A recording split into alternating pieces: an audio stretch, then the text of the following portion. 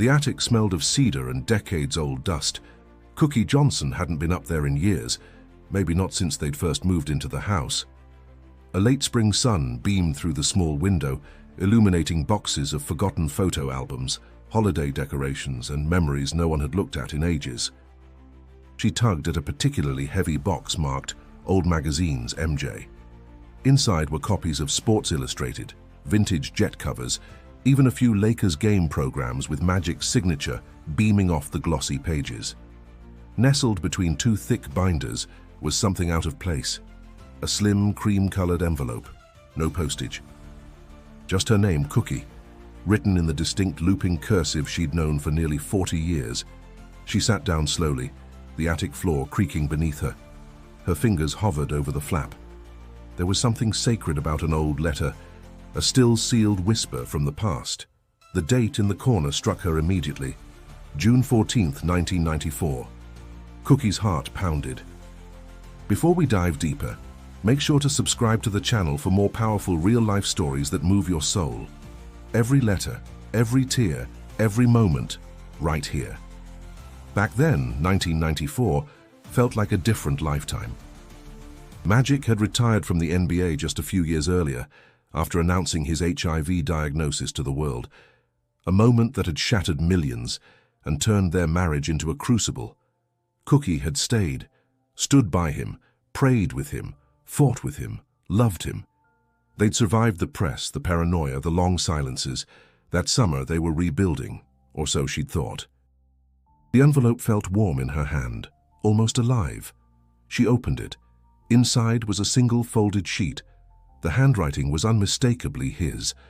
The first line made her breath catch. "If you're reading this, I guess I wasn't brave enough to tell you." Her lips parted and she read on, her eyes flicking across the ink as if trying to outpace her own emotions. Magic had written the letter in a hotel room after one of his medical checkups. He described the weariness, not of the body, but of the spirit, the crushing guilt of having brought this storm into her life. He confessed that for months he had considered walking away, leaving, disappearing into the background to give her a chance at normal. "I love you too much to keep hurting you. I can't be the reason your light dims." Cookie's throat tightened. She remembered that summer, the odd nights he'd stay out, the distant look in his eyes, even during family dinners, the way he'd cling to her just a moment too long before letting go. At the time, she thought it was stress or maybe sadness, but now she understood. This wasn't just a letter. It was a moment frozen in time, a version of Magic she never knew existed, hiding behind strength, smiling for cameras while his soul wrestled with ghosts. The final lines read, "If I never send this, it's because I've decided to stay. But I wanted you to know just once how close I came to giving up, and how deeply, endlessly I love you." Cookie folded the letter, her hands trembling. Tears welled up but didn't fall.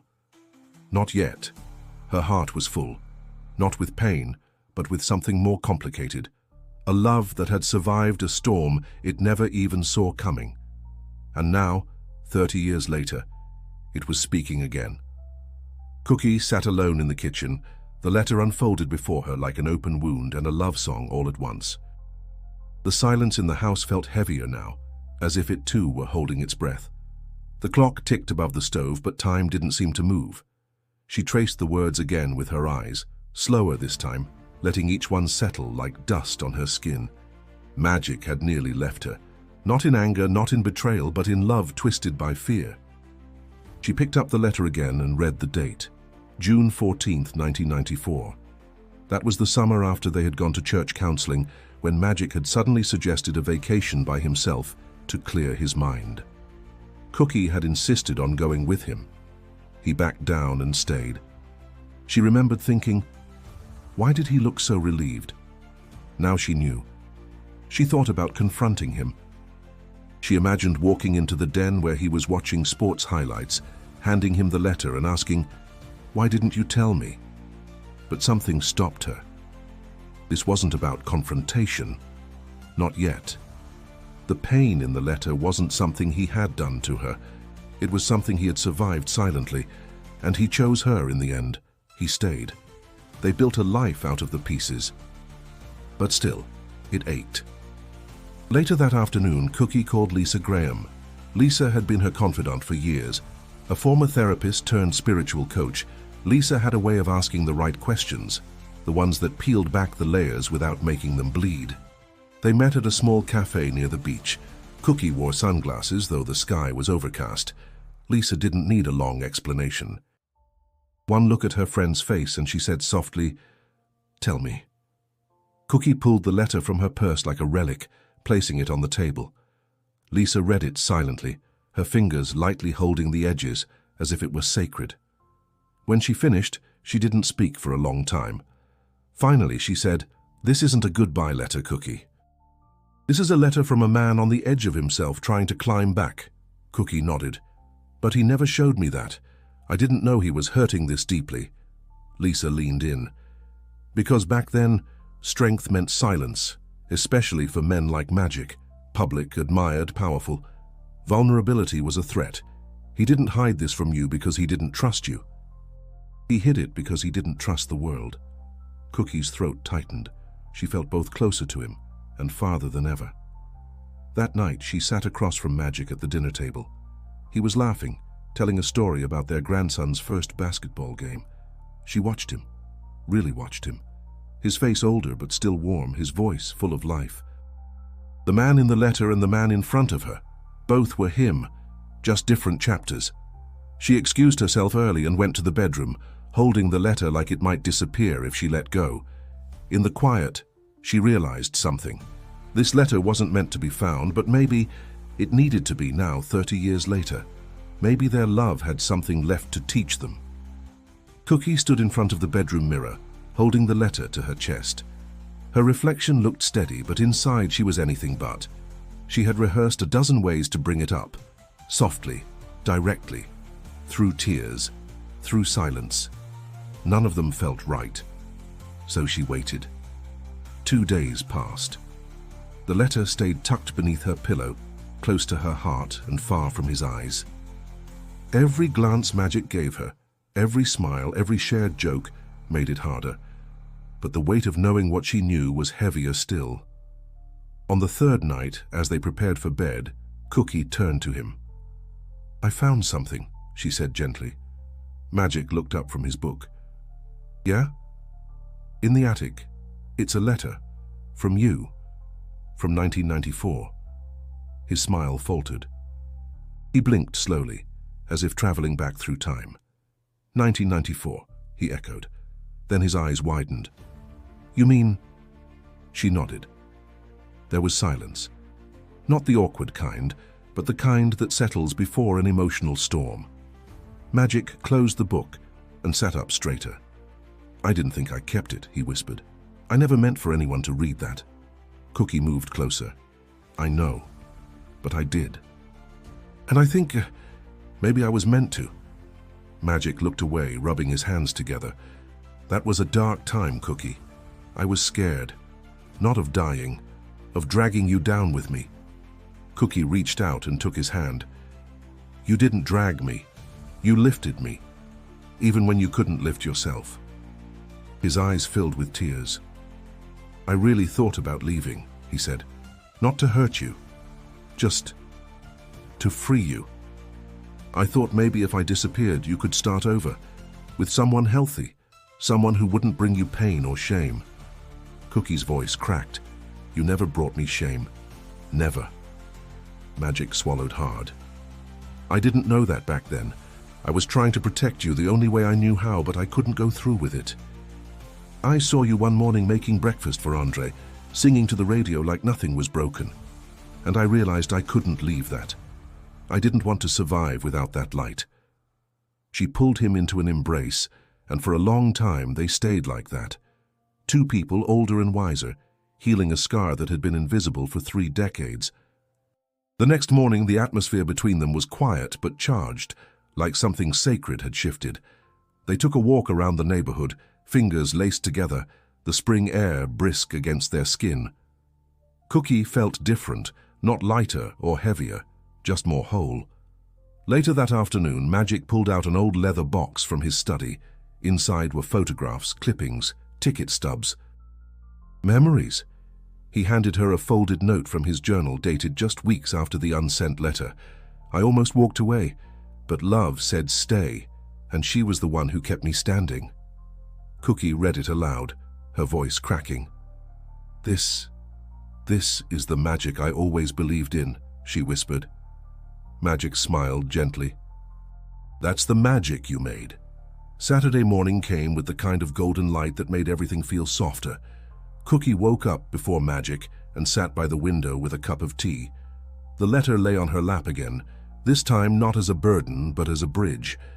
A portal to a moment they both survived in silence.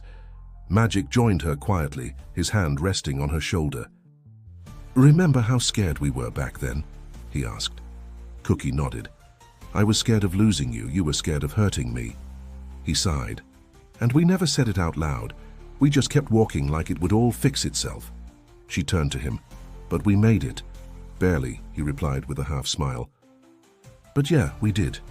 They spent the afternoon in the living room, sorting through old boxes together, not to clean but to remember. Cookie found her prayer journals. Magic found his appointment books and press clippings. Between the photos and the artifacts were whispers of years they'd buried beneath responsibilities and headlines. In one envelope, Cookie found a picture of Magic holding baby Andre in a hospital room, the same week he got his first major test results. Magic stared at the photo. "I remember thinking I'd never see him grow up." "And now he's got kids of his own," Cookie said. There was a long pause. Magic looked at her and said, "That letter, it wasn't just fear. It was shame. I didn't know how to be a husband and a patient. I thought I had to choose." Cookie reached over and cupped his face. "You never had to choose. You just had to let me help." That evening, as the sun dipped below the horizon, Andre walked into the house with his 2 kids in tow. He found his parents sitting together on the couch, surrounded by open boxes and quiet smiles. "What's all this?" he asked, curious.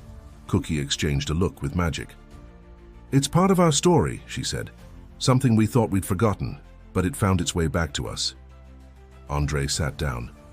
"You two look like you've been crying and laughing at the same time." "We have," Magic said. "We found a letter I wrote to your mum, one I never meant to send." Andre's brow furrowed. "What kind of letter?" "The kind you write when you think everything's about to end," Cookie answered. "But it didn't. And now we want to share it with you." Magic handed him a typed version of the letter, something they had decided to preserve, word for word. Andre read it quietly, the room falling into a soft hush. When he finished, he looked up. His eyes were wet. "I never knew how deep it got for you two," he said. Cookie smiled. "We didn't either, not really, until now." That night, they sat together, 3 generations under one roof. Magic and Cookie told Andre the full story, the silence, the sickness, the strength. They didn't hold back. It wasn't about fear anymore. It was about truth. Andre held his daughter close and said, "I hope one day she knows how strong her grandparents are." Magic looked at Cookie, then at his granddaughter. "She will," he said, "because we're not hiding anymore." The next morning, Cookie sat in her sunroom with a fresh journal and a blank page. For the first time in years, she felt the pull to write, not for the future, not for anyone else, but for herself. She titled the page simply, "Dear Cookie, 1994. She began to write to the woman she was back then, the woman who cried in silence, who worried through long nights, who stood firm even when the ground beneath her felt like it was crumbling. "You're going to feel abandoned. You're going to wonder if staying was the right thing. But trust me, it was. The man you love is going to fight for you in ways you can't see yet. You'll cry more times than you thought possible, but you'll also laugh louder than you ever imagined." She paused, tears tracing her cheeks. "And one day you'll find a letter that will break your heart and heal it in the same breath. You'll read it, and it will remind you that love, real love, survives even what is unspoken." She closed the journal and exhaled. The past had found her, and she had chosen to face it, not bury it again. That was the difference between who she was then and who she was now. Later that afternoon, she and Magic returned to the attic, this time not to clean, but to honor. They took the letter and placed it in a frame with a note beneath it, proof that love can survive in silence but thrives in truth. They hung it in the hallway outside their bedroom, not to display pain, but to remind them, and anyone who visited, of the love they'd fought for, and the truth that nearly got lost in the shadows. A few weeks later, Cookie was invited to speak at a women's leadership event. She brought the letter with her. For the first time, she read it out loud on stage. The room was silent. Some women wept, others nodded, recognizing the quiet wars they too had survived. Afterward, one woman approached her and said, "I'm going home tonight to tell my husband everything I've been holding in for years." Cookie hugged her. It's never too late to let truth rebuild what fear tried to destroy. Back at home that night, Cookie and Magic curled up on the couch. "You think we'll ever stop learning new things about each other?" he asked. She smiled. "Not if we keep listening," he chuckled. "I'm just glad you found that letter, even if it took 30 years. Cookie leaned her head against his shoulder. "Maybe we weren't ready until now." He nodded, his arm pulling her close. "I wrote it to say goodbye, but it brought us closer instead." Their story is a reminder. Sometimes love is strongest in the words unspoken, and the letters never sent. If this story touched your heart, don't forget to hit that subscribe button. Your support helps us share more powerful stories just like this one. And don't stop here. Click on the next video on your screen to discover another story that will move you and stay with you long after it ends.